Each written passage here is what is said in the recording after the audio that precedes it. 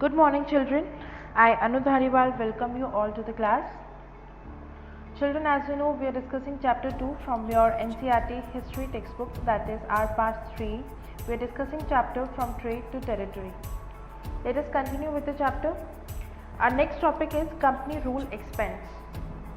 The process of annexation of Indian states by the East India Company from 1757 to 1857 brought forth some key aspects, like the company rarely launched a direct military attack on an unknown territory. So children, during the process of annexation, that means capturing the territories of the Indian states, what did the East India Company do? There were some changes that took place. One of them was that the company rarely launched a direct military attack. They rarely attacked an unknown territory, that too directly. After Battle of Buxar, the company appointed residents in Indian states. Now, these residents, they were political or commercial agents, and their job was to serve and further the interest of the company. Through the residents, the company official began interfering in the internal affairs of Indian states. They tried to decide who was to be the successor to the throne and who was to be appointed in administrative post.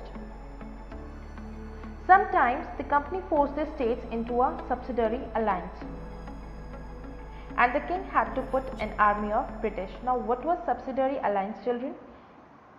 According to the terms of this alliance, Indian rulers were not allowed to have their independent armed forces.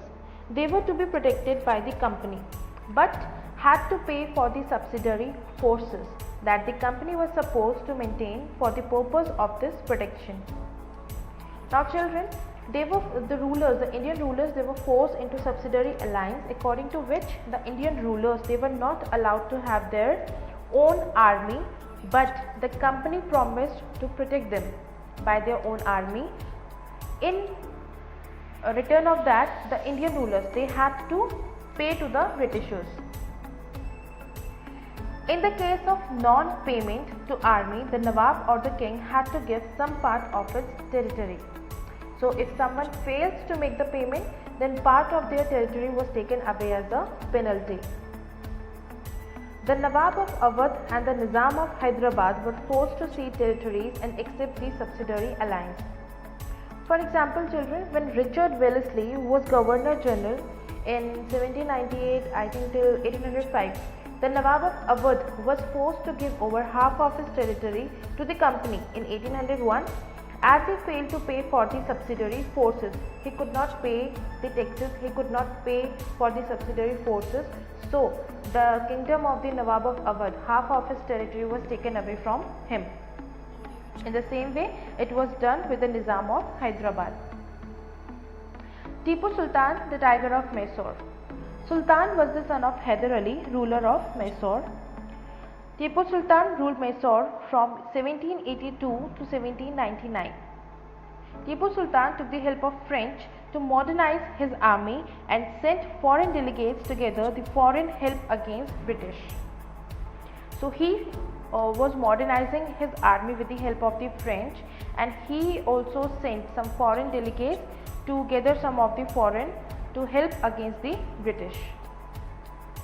4 wars were fought between Britishers and Mysore and were known as the Anglo-Mysore Wars. These wars were between 1767 to 1769. Then from 1780 to 84 was the second war. The third was from 1790 to 92, and the last one, the fourth war, was from 1799. In 1799, in the final war, the Britishers won the Battle of Seringapatam against Mysore. So Britishers won in this battle. Tipu Sultan was killed defending his capital Seringapatam. So children, 4 wars were fought between Britishers to capture Mysore. These wars were known as Anglo-Mysore Wars. So you can see how long this war went up. Then in the last war in 1799, Britishers finally won, and Tipu Sultan was killed defending his capital Seringapatam. Anglo-Maratha Wars. After the defeat of Maratha in Battle of Panipat in 1761, they get divided in various small dynasties such as Sindhya, Holkars, Gaikwad and Bhonsle. So these during when Marathas were defeated in the Battle of Panipat, they were divided into small dynasties.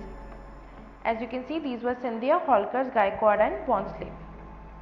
3 wars were fought between Marathas and British. Again 3 wars were fought in 1782, from 1803 to 1805 and from 1817 to 1819. The third war was the decisive war, and after this Peshwa was deposed and sent to the northern India on a pension. So in the third war, this was the decisive one, and the Peshwa was deposed. He was removed from his position and he was sent to northern India on a pension. Now the company had control over the south of Vindhyas. Claim to paramountcy. As British were proving themselves as the best power across the India, this enhanced their desire to rule whole territories, and they started direct conquest under Lord Hastings from 1813 to 1823. Now as they were proving, as they were becoming the best power across India, they wanted to rule the whole territories, they wanted to rule over whole of the India.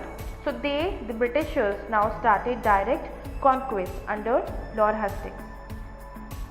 British also wanted to secure northwest front of their empire in India. For this, they fought wars with Afghanistan and Punjab and finally won over its territories in 1843 and 1849 respectively. Doctrine of Lapse. Under the reign of Lord Dalhousie from 1848 to 1856, they adopted the policy of lapse. According to this policy, the rulers who does not have any legal heir could not pass on their property to the adopted son, and it would be taken over by the Britishers. So children, during that time, according to doctrine of lapse that Britishers passed, if a king or a ruler does not have his own son, he could not pass on his property to an adopted son. Instead, it will be taken over by the Britishers. Satara in 1848, Sambhalpur in 1850 and Jhansi in 1854 were annexed by this policy. From the same policy, these territories, these kingdoms were taken over. Administration under British. In 1773, Warren Hastings became the Governor General of Bengal and controlled the governors of other presidencies of Madras and Bombay. Separate civil and criminal courts were set up under the supervision of collector. Now there were separate courts for civil people, for normal people. If they want to fight against something, there were separate courts, and criminal courts where criminals used to go, they were separate, and these were held under the supervision of the collector. New set of laws were compiled by muftis and Brahmins for the religious interpretation.